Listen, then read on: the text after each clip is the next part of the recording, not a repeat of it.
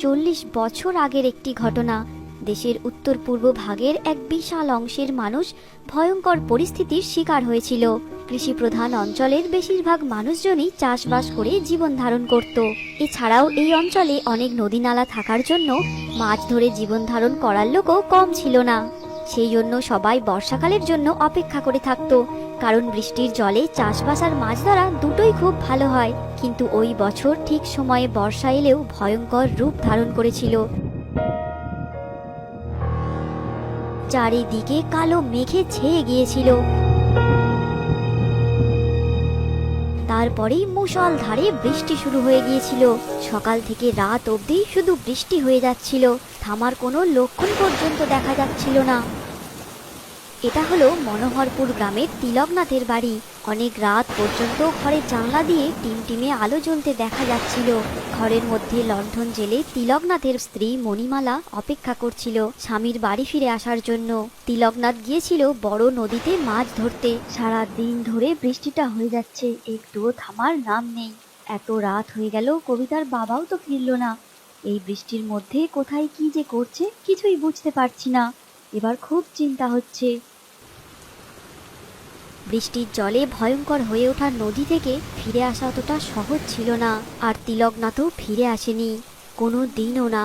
হয়তো নদীর অতল জলে তলিয়ে গিয়েছিল।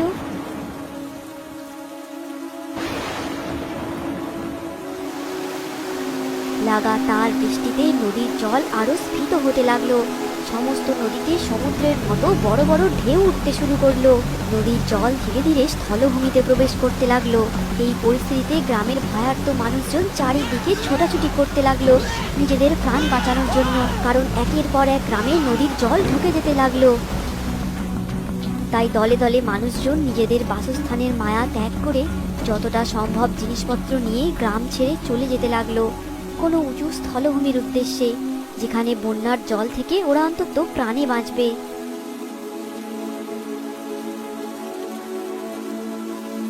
আর এই দলের সঙ্গে যোগ দিয়েছিল তিলকনাথের স্ত্রী মণিমালা আর ছোট্ট মেয়ে কবিতা। কবিতাকে ঘুম থেকে তুলে যতটা সম্ভব জিনিসপত্র নিয়ে তাড়াহুড়ো করে বেরিয়ে পড়েছিল। এতক্ষণে হয়তো জলের তোড়ে বাড়িটা ভেসে গিয়েছে। বাড়ির গৃহকর্তা স্বামী তিলকনাথ আর ওই ছোট্ট কুঁড়ে ঘরটাকে ছেড়ে যেতে খুব কষ্ট হচ্ছিল। হতাশা আর এক বুক হাহাকার নিয়ে পা আর নড়তে চাইছিল না। তবুও যেতে হবে, বাঁচতে হবে। প্রকৃতির কি নির্মম পরিহাস। কমজোরি পায়ে হাঁটতে হাঁটতে অনেক আগেই মণিমালা আর কবিতা দলছুট হয়ে আলাদা হয়ে গিয়েছিল। তাই ওরা দুজনে এখন একটা ছোট্ট নির্জন শহরে এসে পৌঁছেছে। দুজনের আর কারো হাঁটার ক্ষমতা ছিল না। আর সন্ধে ঘুরিয়ে রাতও হয়ে গিয়েছিল। রাস্তার মোড়ে একটা ল্যাম্পপোস্টের নিচে ডাস্টবিন ছিল, আর বড় বড় পরিত্যক্ত দু একটা পাইপও পড়েছিল। মণিমালা আর কবিতা একটি পাইপের মধ্যেই কোনো মতে আশ্রয় নিল। বেশ কয়েকদিন হলো মণিমালা আর কবিতা এই পাইপের মধ্যেই থাকতে আরম্ভ করেছে, এবং আস্তে আস্তে সবকিছু ভুলে কবিতা পড়াশোনা আরম্ভ করে দিল। শহরটা ছোট্ট হলেও ছোটখাটো কাজ খুঁজে নেওয়াটা গ্রামের থেকে অনেকটা সহজ ছিল, তাই মণিমালা সেটাই করলো। মণিমালা রান্নাটা ভালোই করে, কয়েকটা বাড়িতে তাই রান্নার কাজ করতে লাগলো।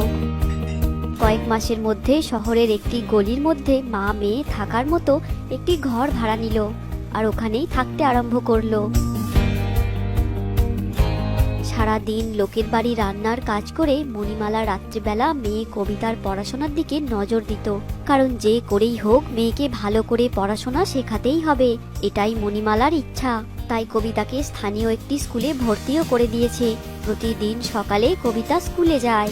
দেখতে দেখতে বেশ কয়েকটা বছর কেটে গেল। এখন কবিতা উচ্চ মাধ্যমিকের ছাত্রী। প্রত্যেক বছর ও ক্লাসে প্রথম হয়। স্থানীয় নামকরা একটি স্কুলেই পড়ে। বই খাতা মোটা টাকার ফিস, কিন্তু তা সত্ত্বেও মণিমালা কোনোটারই কোনো অভাব রাখেনি। আর তার জন্য মণিমালাকে সারা দিন ধরে অক্লান্ত পরিশ্রম করতে হয়।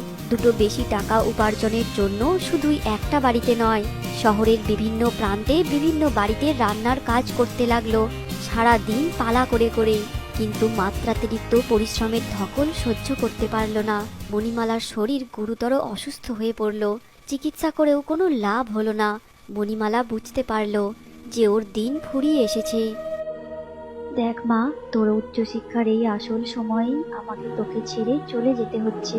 তোকে আমি সহযোগিতা করতে পারলাম না, তোর পাশে থাকতে পারলাম না, এর জন্য আমি খুবই দুঃখিত। এসব কি বলছো মা?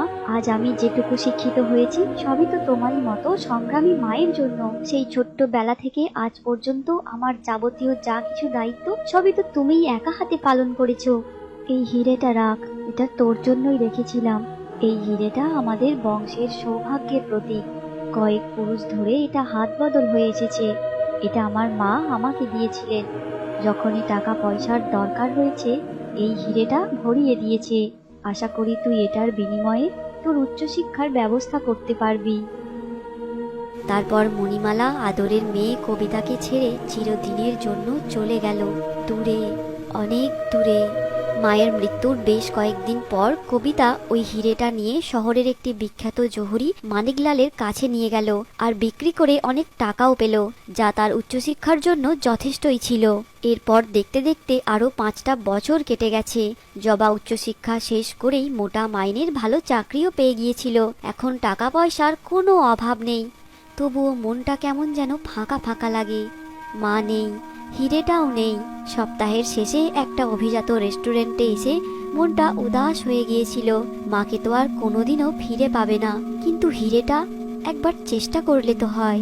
তাই পরদিন সকালবেলায় কবিতা সেই জহুরি মানিকলালের কাছে গিয়ে হাজির হলো আর ওনাকে বলল, আমি একটা অনুরোধ নিয়ে আপনার কাছে এসেছি। 5 বছর আগে আমি একটা হিরে আপনাকে বিক্রি করে গিয়েছিলাম।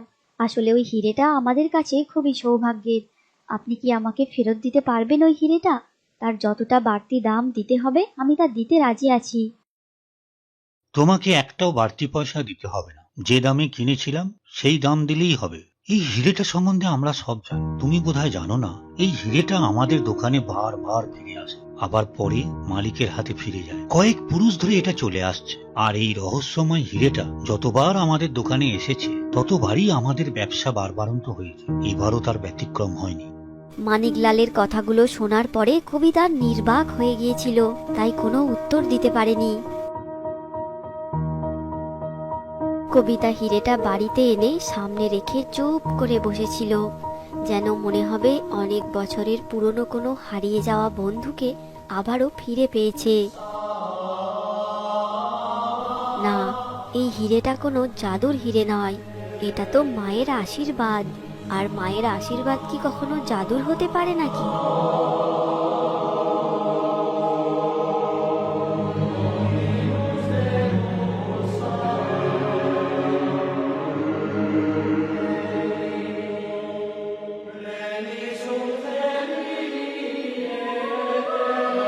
বন্ধুরা, তোমাদের এই গল্পটি কেমন লাগলো তা অবশ্যই কমেন্ট করে জানিও। আর আমাদের গল্পগুলি যদি ভালো লেগে থাকে তাহলে আমাদের চ্যানেল চুকিতকিত বাংলা কার্টুনকে এক্ষুনি সাবস্ক্রাইব করে নাও। আর যদি সবার আগে আমাদের গল্পগুলি দেখতে চাও সেই জন্য পাশের বেল আইকনটি ক্লিক করে রাখো। আর এই গল্পটি কেমন লেগেছে তা কমেন্ট করে অবশ্যই জানিও। আর ভালো লেগে থাকলে তোমাদের বন্ধু আর পরিবারের সকলের সাথে অবশ্যই শেয়ার করো। ধন্যবাদ।